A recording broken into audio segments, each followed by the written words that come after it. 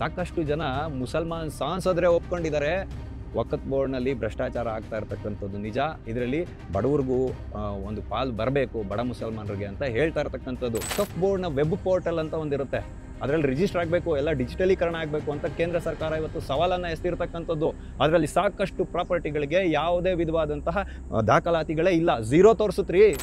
ಬಾಬಾ ಸಾಹೇಬ್ ಅವರು ವಿರಚಿತವಾದ ಸಂವಿಧಾನದಲ್ಲಿ ಈ ದೇಶವನ್ನು ಎಲ್ಲಿಯೂ ಕೂಡ ಸೆಕ್ಯುಲರ್ ಕಂಟ್ರಿ ಅಂತ ಹೇಳಿಲ್ಲ, ಮೂಲ ಸಂವಿಧಾನದಲ್ಲಿ ಹೇಳಿಲ್ಲ. ಅದನ್ನು ಎಮರ್ಜೆನ್ಸಿ ಟೈಮಲ್ಲಿ ಬಲವಂತವಾಗಿ ಸೇರ್ಪಡೆ ಮಾಡಿರ್ತಕ್ಕಂಥದ್ದು. ನಮ್ಮದೇನಿದ್ರು ಸಾರ್ವಭೌಮ ಗಣತಂತ್ರ, ಪ್ರಜಾಸತ್ತಾತ್ಮಕವಾದ ಸಾರ್ವಭೌಮ ಗಣತಂತ್ರ ಅಂತಿದ್ದು. ಯಾವ್ಯಾವ ನಾಯಕರು ಮಾತಾಡ್ತಾ ಇದ್ದೀರಲ್ಲ ನೀವೆಲ್ಲ, ಇದು ಅಸಂವಿಧಾನಿಕ ಅಂತ.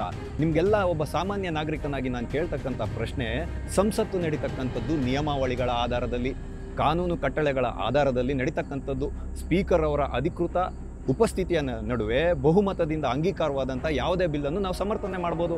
ಅದನ್ನು ನೀವು ಹೆಂಗೆ ಅಸಂವಿಧಾನಿಕ ಅಂತ ಹೇಳ್ತೀರಾ? ರಾಜ್ಯಸಭೆಯಲ್ಲಿ ನಿನ್ನೆ ರಾತ್ರಿ 3 ಗಂಟೆಯವರೆಗೂ ತಿಳ್ಕೊಳ್ಬೇಕಾಯ್ತು ಈ ಬಿಲ್ಲನ್ನು ಪಾಸ್ ಮಾಡೋದಕ್ಕೆ.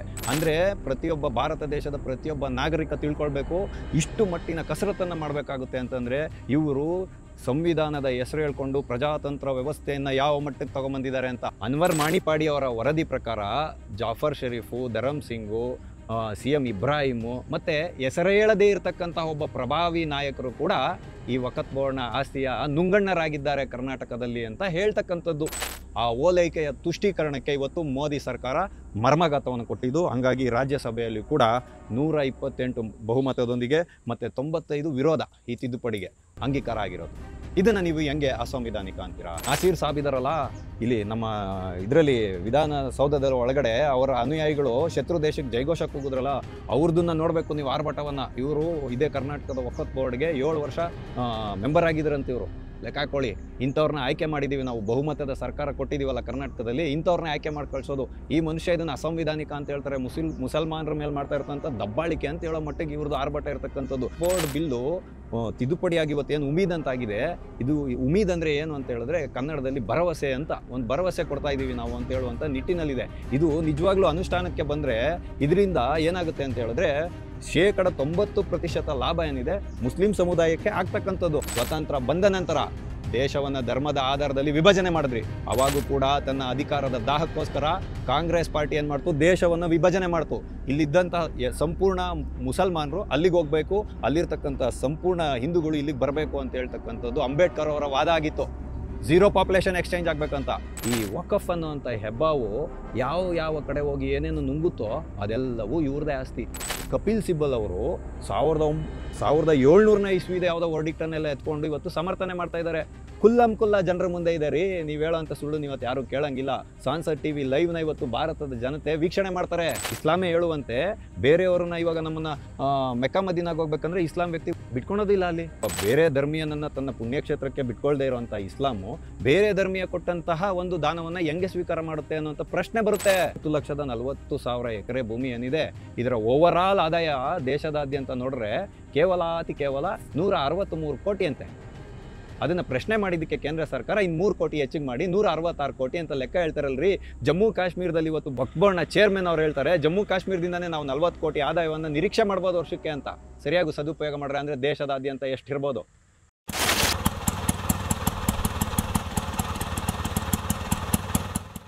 TV ವಿಕ್ರಮದ ಸಮಸ್ತ ವೀಕ್ಷಕರಿಗೆ ಆಟೋವಾಲಾ ಕಾರ್ಯಕ್ರಮಕ್ಕೆ ಆತ್ಮೀಯವಾದ ಸ್ವಾಗತ. ನಾನು ನಿಮ್ಮ ಜಯಂತ್ ಪಾಂಡೆ. ಸ್ನೇಹಿತರೆ, ಆಟೋವಾಲಾ ಕಾರ್ಯಕ್ರಮಕ್ಕೆ ನಾವಿಂದು ಆಯ್ದುಕೊಂಡಂತಹ ವಿಷಯ ಮುಸ್ಲಿಮರನ್ನು ಓಲೈಕೆ ಮಾಡುವ ಇಂಡಿ ಮೈತ್ರಿಕೂಟಕ್ಕೆ ಮರ್ಮಾಘಾತವನ್ನು ಕೊಟ್ಟಂತಹ ಮೋದಿ ಸರ್ಕಾರ. ಸ್ನೇಹಿತರೆ, ಈ ಒಂದು ವಾಕ್ಯವನ್ನು ಉಚ್ಚಾರಣೆ ಮಾಡಬೇಕಾದ್ರೆ ನನಗೆ ಅತ್ಯಂತ ಸಂತಸವಾಗಿದೆ ಮನಸ್ಸಿಗೆ. ಯಾಕೆ ಅಂತ ಹೇಳಿದ್ರೆ ಈ ದೇಶವನ್ನು ಬಹುಕಾಲದಿಂದ ಕಾಡ್ತಾ ಇದ್ದಂತಹ ಒಂದು ದೀರ್ಘಾವಧಿ ಸಮಸ್ಯೆ ಅಂತ ಹೇಳ್ಬೋದು.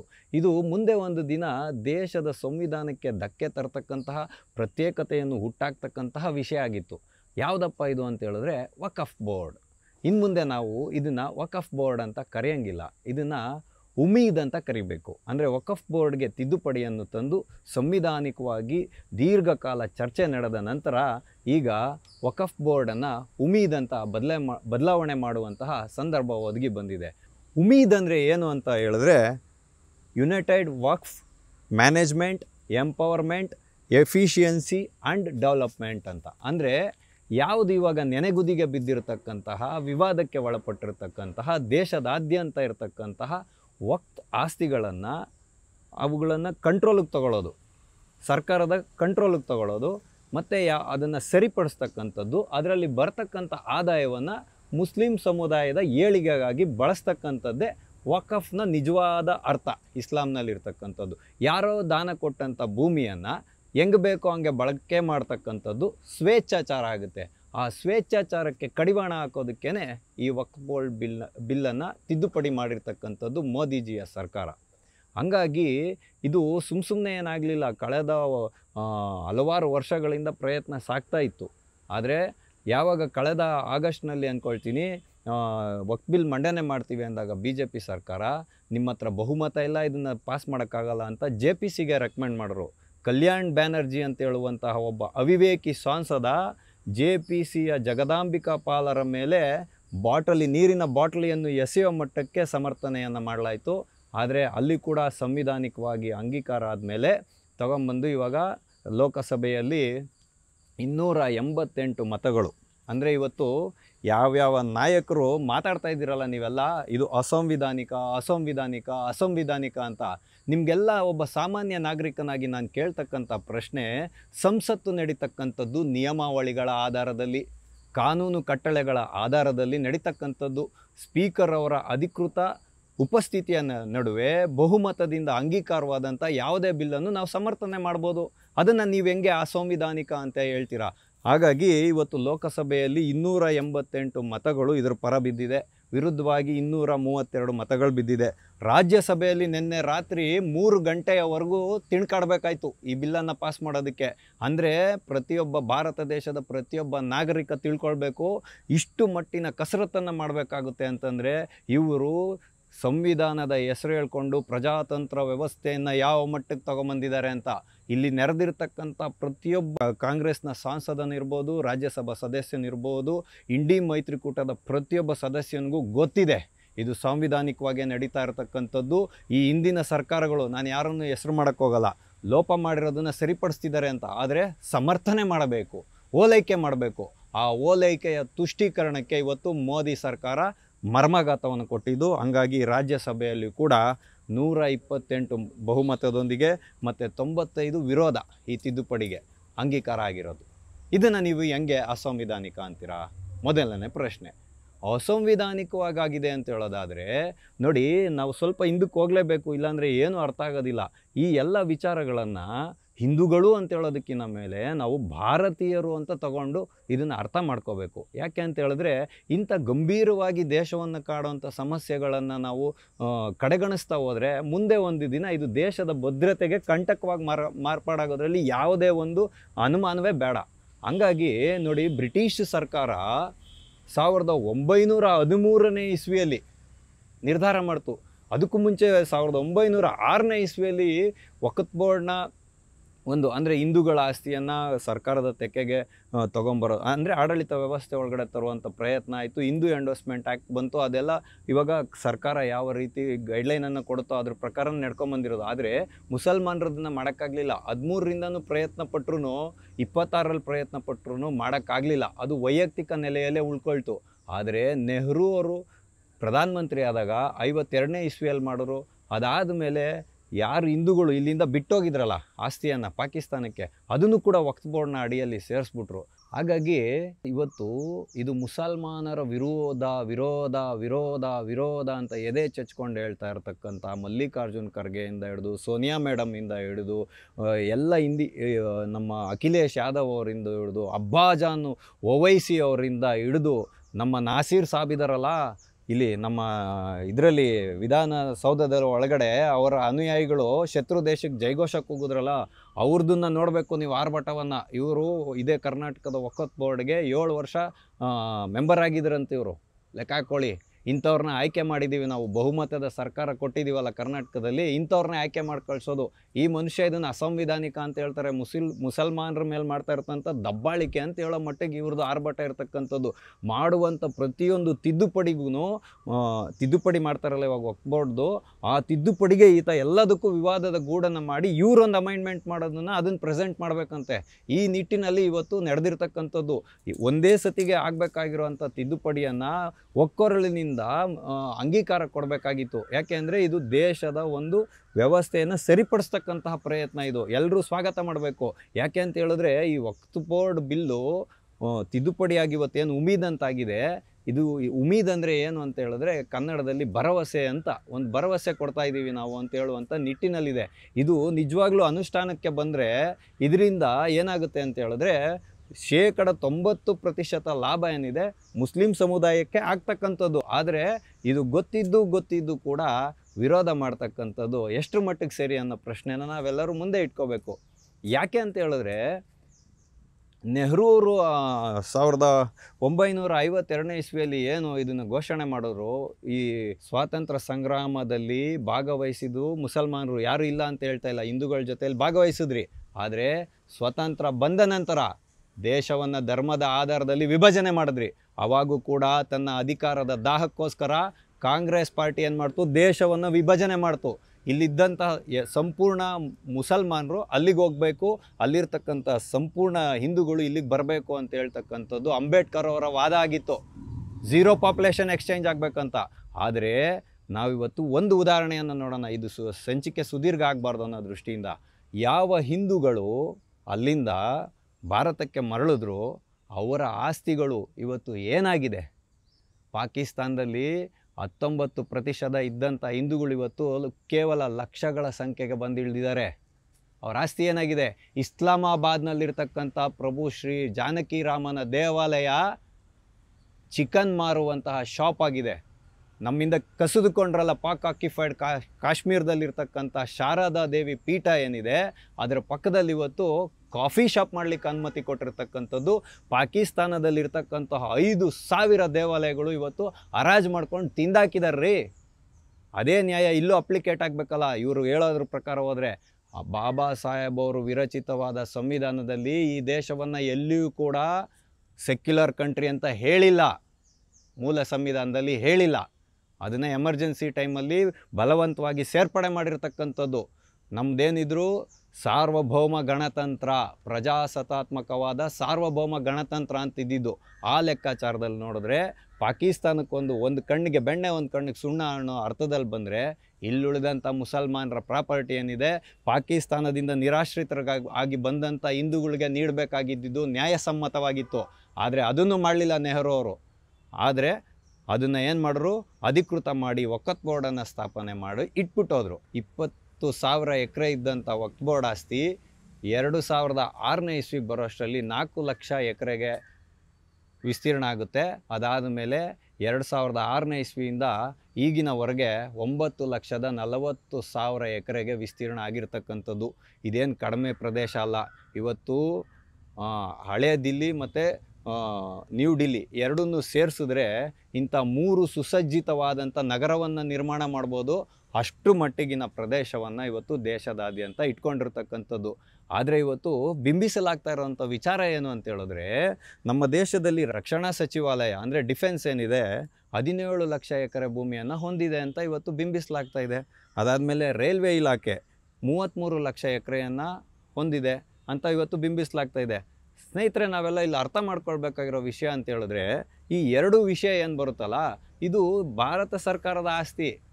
ಇದು ದೇಶದ ಸೇವೆಗೆ ಸಮರ್ಪಿತವಾದ ಆಸ್ತಿ. ಇದನ್ನು ಯಾರಿಗೂ ಲೆಕ್ಕ ಹೇಳಬೇಕಾಗಿಲ್ಲ. ಅದರಿಂದ ದೇಶಕ್ಕೆ ಏನು ತೊಂದರೆನೂ ಆಗಲ್ಲ.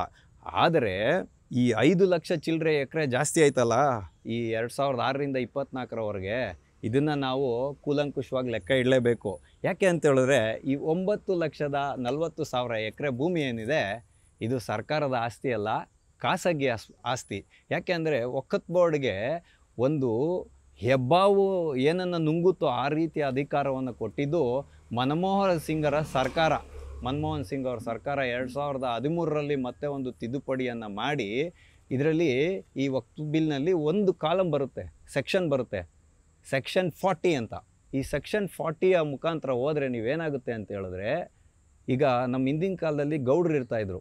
ಆಗಿನ ಕಾಲದಲ್ಲಿ ಅವರು ಅವ್ರ ಮಕ್ಕಳಿಗೆ ತೋರಿಸ್ತಾ ಇದ್ದಿದ್ದು ಯಾವ ರೀತಿಯಾಗಿ ಆಸ್ತಿ ಅಂದರೆ, ಇಲ್ಲಿ ನಿಂತ್ಕೊಂಡು ನೋಡು, ಹಿಂಗೆ ಬೆರಳು ಆಡಿಸಿದಂಗೆ ನಿನ್ನ ಕಣ್ಣು ಎಲ್ಲಿವರೆಗೂ ಆಯಿತೋ ಇಷ್ಟು ಜಾಗ ನಮ್ಮದು ಅಂತ ಹೇಳ್ತಾಯಿದ್ರು. ಹಾಗಾಗಿ ಈ ವಕಫ್ ಅನ್ನೋವಂಥ ಹೆಬ್ಬಾವು ಯಾವ ಕಡೆ ಹೋಗಿ ಏನೇನು ನುಂಗುತ್ತೋ ಅದೆಲ್ಲವೂ ಇವ್ರದೇ ಆಸ್ತಿ.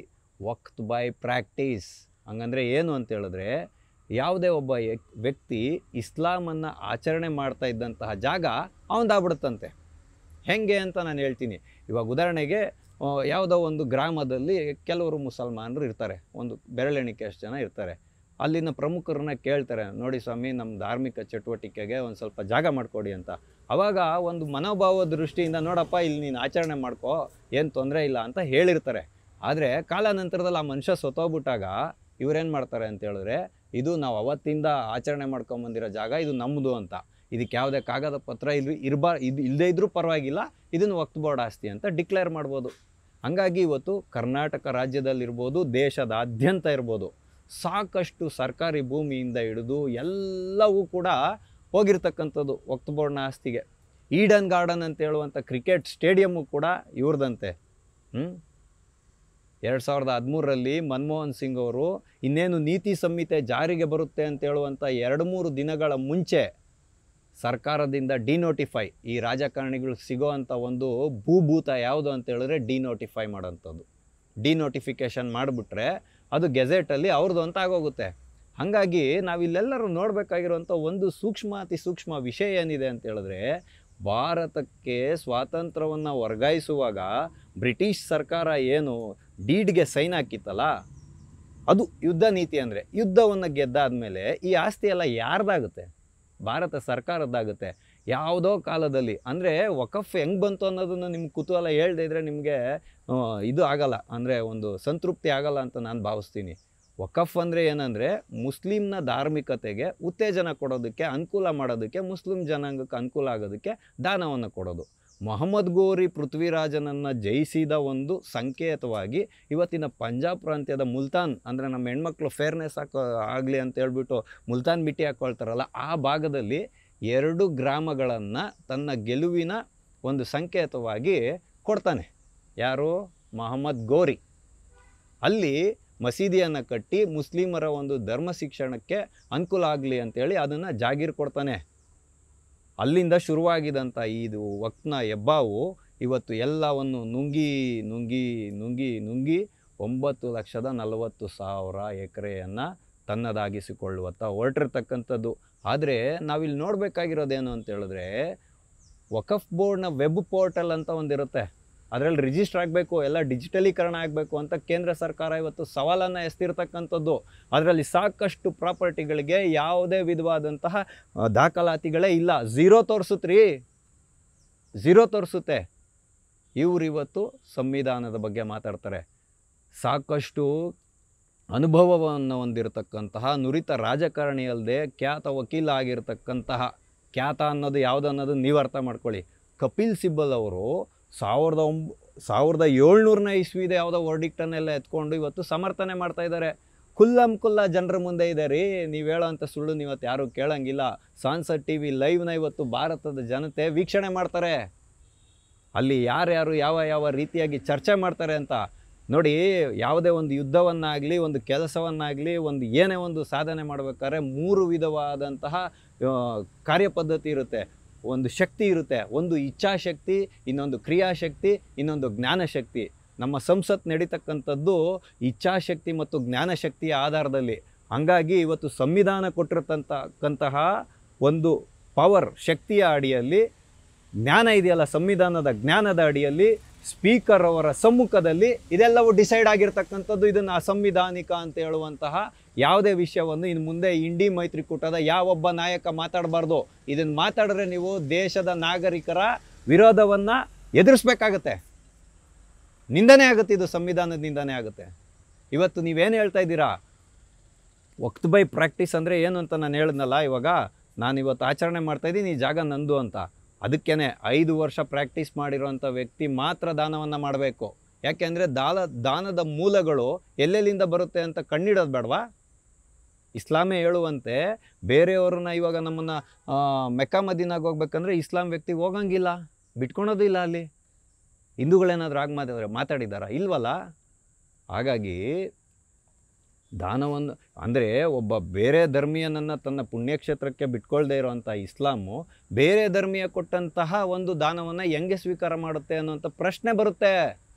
ಯಾಕೆ ಇದನ್ನ ಅಂತ ಹೇಳ್ತೀನಿ ನಾನು. ಇವತ್ತು ಇದನ್ನ ಏನಕ್ಕೆ ಇವ್ರು ಸಮರ್ಥನೆ ಮಾಡ್ತಾ ಇದ್ದಾರೆ ಅನ್ನೋದಕ್ಕೆ ನಾನು ಹೇಳ್ತೀನಿ.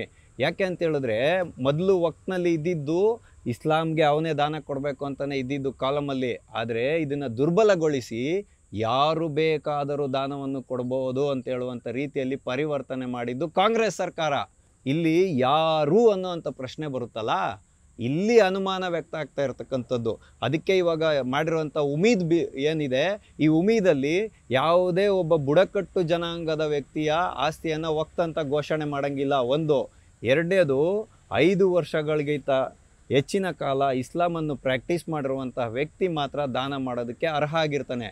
ಅವನೆಲ್ಲ ದಾಖಲಾತಿಗಳು ಸರಿಯಾಗಿದ್ದರೆ ಅದನ್ನು ಹಿಂಪಡಿಲಿಕ್ಕೂ ಕೂಡ ಆತ ಅರ್ಹ ಆಗಿರ್ತಾನೆ. ಮೊದಲೇನಾಗ್ತಾ ಇತ್ತು ಅಂತ ಹೇಳಿದ್ರೆ, ಇವಾಗ ನಾವು ನೋಡಿದ್ವಲ್ಲ ಮೊನ್ನೆ ಎಲ್ಲ ಆಗಿರೋದು, ನಮ್ಮ ರೈತರಿಗೆ ಕೊಟ್ಟಂಥ ಕಷ್ಟ ಇರ್ಬೋದು, ಎಲ್ಲವನ್ನು ನಾವು ನೋಡಿದ್ವಲ್ಲ.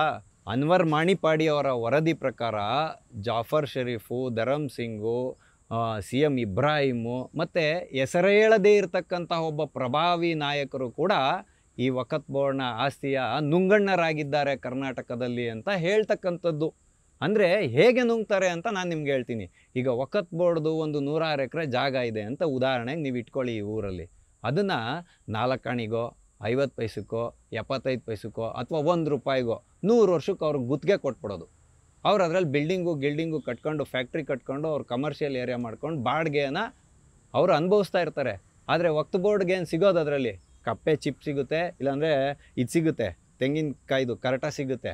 ಹಂಗಾಗಿ ಇವತ್ತು 9,40,000 ಎಕರೆ ಭೂಮಿ ಏನಿದೆ, ಇದರ ಓವರಾಲ್ ಆದಾಯ ದೇಶದಾದ್ಯಂತ ನೋಡಿದ್ರೆ ಕೇವಲ 163 ಕೋಟಿ ಅಂತೆ. ಅದನ್ನು ಪ್ರಶ್ನೆ ಮಾಡಿದ್ದಕ್ಕೆ ಕೇಂದ್ರ ಸರ್ಕಾರ ಇನ್ನು 3 ಕೋಟಿ ಹೆಚ್ಚಿಗೆ ಮಾಡಿ 166 ಕೋಟಿ ಅಂತ ಲೆಕ್ಕ ಹೇಳ್ತಾರಲ್ರಿ. ಜಮ್ಮು ಕಾಶ್ಮೀರದಲ್ಲಿ ಇವತ್ತು ಭಾಜಪ ಸರ್ಕಾರ ಆಯ್ಕೆ ಮಾಡಿರತಕ್ಕಂಥ ವಕ್ಫ್ ಬೋರ್ಡ್ನ ಚೇರ್ಮನ್ ಅವ್ರು ಹೇಳ್ತಾರೆ, ಜಮ್ಮು ಕಾಶ್ಮೀರದಿಂದನೇ ನಾವು 40 ಕೋಟಿ ಆದಾಯವನ್ನು ನಿರೀಕ್ಷೆ ಮಾಡ್ಬೋದು ವರ್ಷಕ್ಕೆ ಅಂತ. ಸರಿಯಾಗಿ ಸದುಪಯೋಗ ಮಾಡ್ರೆ ಅಂದರೆ ದೇಶದಾದ್ಯಂತ ಎಷ್ಟಿರ್ಬೋದು. ಹಾಗಾಗಿ ಈ ಸಂವಿಧಾನ, ಈ ಸೆಕ್ಷನ್ 40 ಅಡಿಯಲ್ಲಿ ಇವರೇನು ಸರ್ವಾಧಿಕಾರವನ್ನು ಕೊಟ್ಟಿದ್ರು ಸಂವಿಧಾನಕ್ಕೂ ಮೀರಿದ್ದು.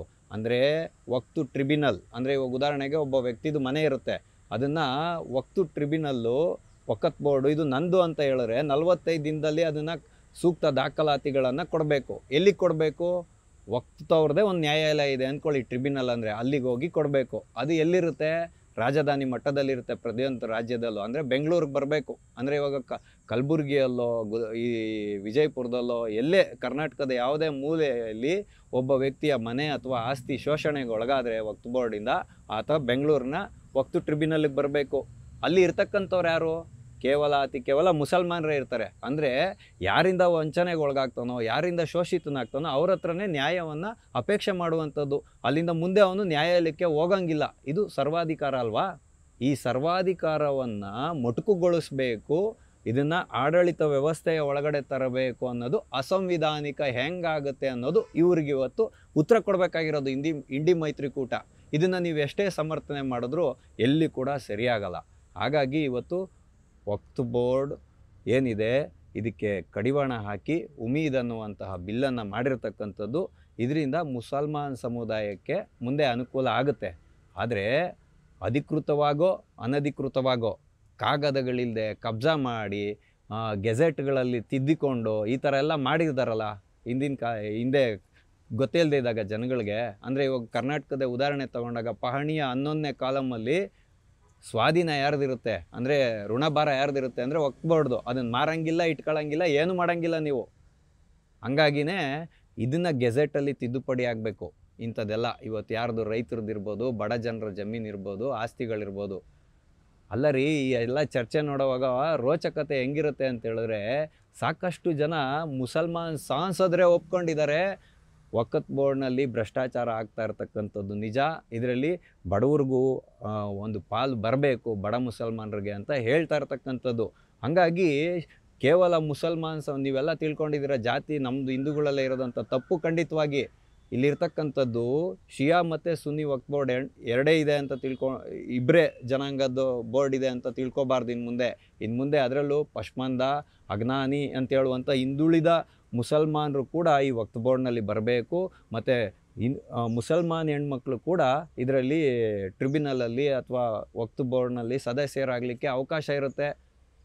ಜಿಲ್ಲಾಧಿಕಾರಿಗಳಿಗೆ ಒಂದು ಅಧಿಕಾರವನ್ನು ಕೊಡಲಾಗಿದೆ. ಆಯಾ ರಾಜ್ಯಗಳಲ್ಲಿ ಆಯಾ ಜಿಲ್ಲೆಗಳಲ್ಲಿ ವಕ್ಫ್ ಬೋರ್ಡ್ ಆಸ್ತಿ ಅಂತ ಘೋಷಣೆ ಆಗಬೇಕಾದ್ರೆ ಅವ್ರು ಸಂಪೂರ್ಣವಾಗಿ ಕೂಲಂಕುಷವಾಗಿ ಅದನ್ನು ನೋಡಿಬಿಟ್ಟು ಆವಾಗ ಇದನ್ನು ಮಾಡ್ತಾರೆ, ಇದು ಸರಿಯೋ ಅಥವಾ ತಪ್ಪು ಅಂತ. ಹಾಗಾಗಿ ಇವಾಗ ಕಾಂಗ್ರೆಸ್ ಅವ್ರಿಗೆ ಅಲ್ಲದೆ ಇಂಡಿ ಮೈತ್ರಿಕೂಟದವ್ರಿಗೆ ಉರಿ ಬಂದಿರತಕ್ಕಂಥದ್ದು.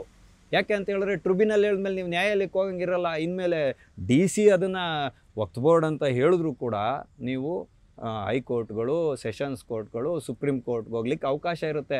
ಅಂತಿಮವಾಗಿ ನ್ಯಾಯಾಲಯ ಸತ್ಯಾಸತ್ಯತೆಯನ್ನು ಓರೆ ಹಚ್ಚಿ ನೋಡಿ ಇದು ಸರಿಯೋ ತಪ್ಪು ಅಂತ ತೀರ್ಪನ್ನು ಕೊಡ್ತಕ್ಕಂಥದ್ದು.